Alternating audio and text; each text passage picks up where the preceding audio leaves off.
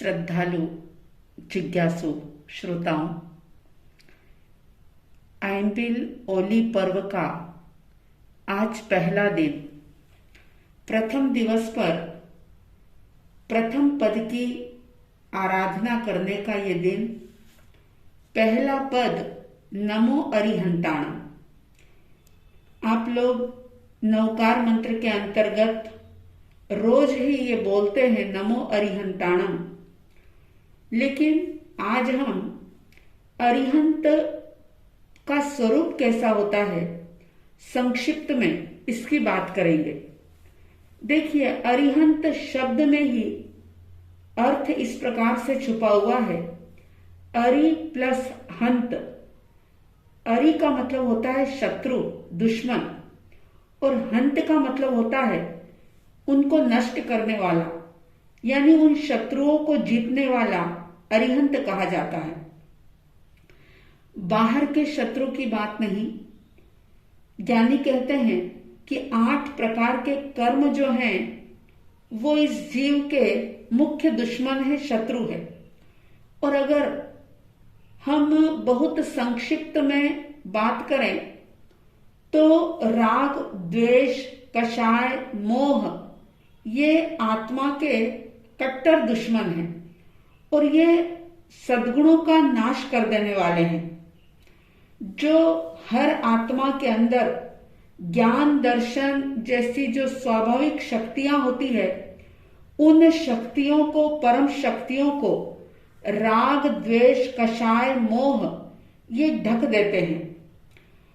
तो राग द्वेष की वृत्तियों से सद्गुण जल जाते हैं और बहुत सारे कर्मों का बंधन हो जाता है।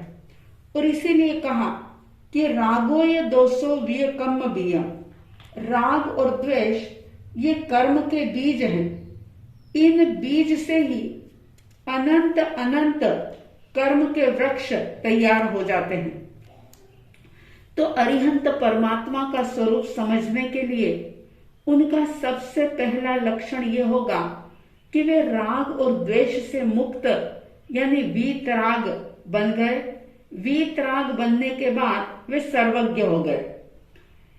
अगर कोई व्यक्ति ये कहे कि जैनियों के भगवान को, किसे भगवान मानते हैं, ऋषभदेव भगवान को, पारसनाथ भगवान को, महावीर स्वामी जी को किसे भगवान मानते हैं, तो जैन दर्शन ये कहता है कि ना तो महावीर से या पार्श्वनाथ से या ऋषभदेव से राग है और ना ही दूसरे कोई महादेव, ब्रह्मा, विष्णु आदि से किसी भी प्रकार का द्वेष नहीं है।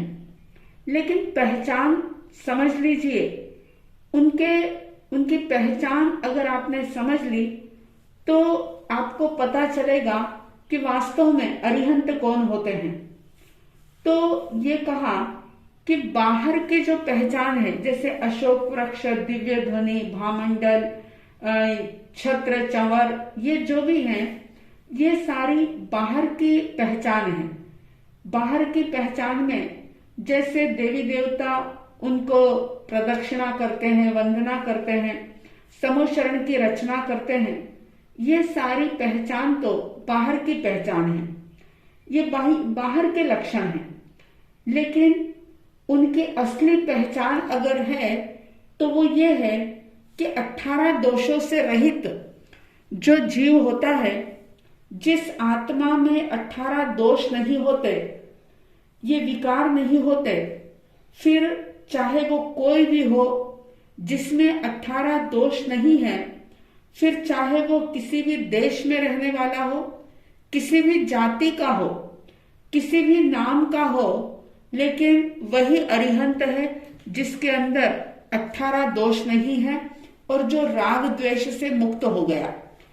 दोष सिर्फ 18 नहीं होते, लेकिन ये 18 दोष ऐसे हैं कि इन दोषों के अंदर सारे ही दोषों का समावेश हो जाता है। मतलब 18 दोष जिसने दूर कर दिए, समझ लेना कि उसने भगवत्ता को प्रकट कर लिया। आइए हम 18 दोष की संक्षिप्त में बात करते हैं। पहला दोष है मिथ्यात्व। मिथ्यात्व का मतलब होता है उल्टी मान्यता, झूठ के प्रति विश्वास। मतलब जो सच है उसके प्रति विश्वास नहीं, श्रद्धा नहीं। आत्म तत्व पर, देवगुरु धर्म पर जिसे विश्वास नहीं होता वो मिथ्यात्वी होता है। और आप सभी जानते हैं कि मिथ्यात्व सबसे बड़ा पाप है। तो पहला दोष है मिथ्यात्व, दूसरा है अज्ञान। अज्ञान जो हमारे ज्ञान गुण को ढकने वाला है। तीसरा दोष है क्रोध, चौथा है मान, पांचवा है माया यानी कपट, और छठा है लोभ। अब क्रोध, मान, माया और लोभ से तो आप सभी परिचित हैं। सातवां दोष है रति। रति का मतलब हम राग कह सकते हैं कि जब कभी कोई मनपसंद चीज मिल जाती है तो बड़े ही हर्ष की, खुशी की अनुभूति होती है। और आठवां दोष बता दिया अरति, यानी कि मन इच्छित वस्तु ना मिले तो खेद होता है, दुख होता है, पीड़ा होती है। तो ये राग और द्वेष, रति अरति। नौवां होता है निद्रा, जो कि दर्शनावरणी कर्म के कारण से होती है। और अरिहंत परमात्मा के 4 घाती कर्म क्षय हो जाते हैं तो उनको निद्रा नहीं होती। 10वां दोष जो है वो है शोक। वे किसी भी अवस्था में शोक नहीं करते, उनको व्याकुलता नहीं होती। 11वां जो दोष है वो होता है झूठ। 12वां दोष चोरी। 13वां दोष बताते हैं मत्सर भाव, यानी ईर्ष्या का भाव, जो अरिहंत परमात्मा में बिल्कुल भी नहीं होता। यानी ये दोष नहीं होता तभी वे अरिहंत बनते हैं। 14वां दोष बताया भय। वे बिल्कुल अभय होते हैं। और इसीलिए नमुत्थुणम अगर आप बोलते हैं तो आपने ध्यान दिया होगा अभय दयानम, यानी वे खुद भी अभय हैं। और जो खुद अभय होता है, भय से रहित होता है, वो दूसरों को भी अभय प्रदान करता है। 5वां दोष बताया, 15वां दोष है हिंसा। हिंसा यानी कि किसी भी जीव के प्रति, चाहे फिर वह शारीरिक शक्ति हो या आत्मिक शक्ति हो, किसी भी प्रकार की हिंसा जो नहीं करता, हिंसा के दोष से जो बिल्कुल रहित होते हैं। 16वां दोष बताते हैं राग यानी आसक्ति, अटैचमेंट। 17वां दोष है क्रीड़ा। क्रीड़ा यानी कि खेल तमाशे आदि में, नाचने गाने में, रंग राग में जो एक क्रीड़ा का भाव होता है वो उनके अंदर बिल्कुल नहीं होता। और 18वां दोष बता दिया हास्य, यानी कि हंसी मजाक आदि से भी वे बिल्कुल दूर होते हैं। तो जब तक व्यक्ति इन 18 दोषों से पूरी तरह से मुक्त नहीं होता तब तक उसकी आध्यात्मिक शुद्धि का पूरी तरह से विकास नहीं हो पाता, यानी कि वो पूर्ण विकास के पद पर पहुंच नहीं पाता। जैसे ही वो इन 18 दोषों से मुक्त होता है वैसे ही आत्मशुद्धि के सर्वोच्च शिखर को छू लेता है, पहुंच जाता है वहां पर। और केवल ज्ञान, केवल दर्शन के द्वारा वो समस्त लोक के ज्ञाता दृष्टा बन जाते हैं। सिर्फ जानना और देखना, ये 18 दोष जो है इनमें दुनिया के सारे ही दोषों का समावेश हो गया है। अब आइनबिल ओली के पहले दिन जो आप अरिहंत परमात्मा की आराधना करेंगे, नमो अरिहंताणम पद का जाप करेंगे, ध्यान करेंगे, तो इन 18 दोषों से रहित, राग द्वेष से मुक्त, 12 गुण सहित, देखिए अरिहंत परमात्मा का स्वरूप इतना संक्षेप नहीं होता, उनका स्वरूप बहुत विस्तृत होता है। लेकिन चूंकि एक समय की अपनी मर्यादा होती है, अगर व्यक्ति थोड़ा सा कुछ ध्यान रखे और इन 18 दोषों के बारे में चिंतन करे और ये सोचे कि मेरा भी लक्ष्य जो है वो अरिहंत सिद्ध बनना है, क्योंकि जो अरिहंत बन जाते हैं वे निश्चित रूप से सिद्ध होते हैं। अगर अरिहंत बनने का लक्ष्य अपना है तो हम अपने भीतर से इन दोषों को दूर करें।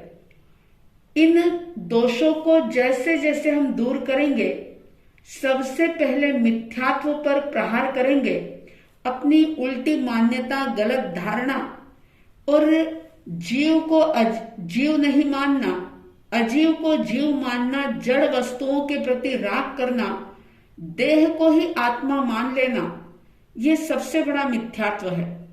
और इस मिथ्यात्व पर अगर प्रहार किया जाए तो ही दूसरे दोष जो हैं वे हमारे भीतर से निकलते हैं, तभी वे निर्मूल होते हैं। जब तक मिथ्यात्व मौजूद है, मिथ्यात्व की मौजूदगी में ये बाकी के 17 दोष नहीं, लेकिन असंख्यात अनंत दोष व्यक्ति के भीतर में जन्म लेते रहते हैं। अगर इन दोषों पर विजय पाना है और अपने लक्ष्य को पाना है तो पहले दिन अरिहंत परमात्मा की भक्ति, स्तुति, जप करते हुए उनके स्वरूप का ध्यान करें कि कैसी शुद्ध पवित्र राग और द्वेष से मुक्त आत्मा बनी। अगर ऐसा सोच करके 10-10 मिनट के लिए भी राग और द्वेष से हम दूर हटने का पुरुषार्थ करेंगे, संकल्प करेंगे, प्रयास करेंगे, तो निश्चित रूप से अपने लक्ष्य को पाएंगे।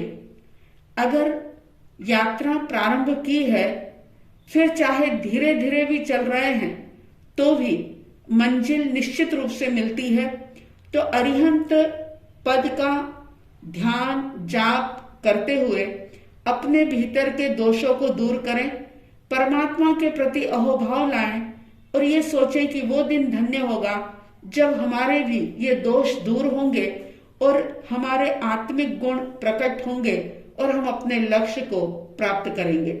आप सबके अंदर नमो अरिहंताणम पद के प्रति श्रद्धा, आस्था, भक्ति का भाव जागे, विनय का भाव जागे, ऐसी साध्वी द्वय की तरफ से हार्दिक हार्दिक शुभ मंगल कामनाओं के साथ जय प्रभु महावीर, जय गुरु आनंद।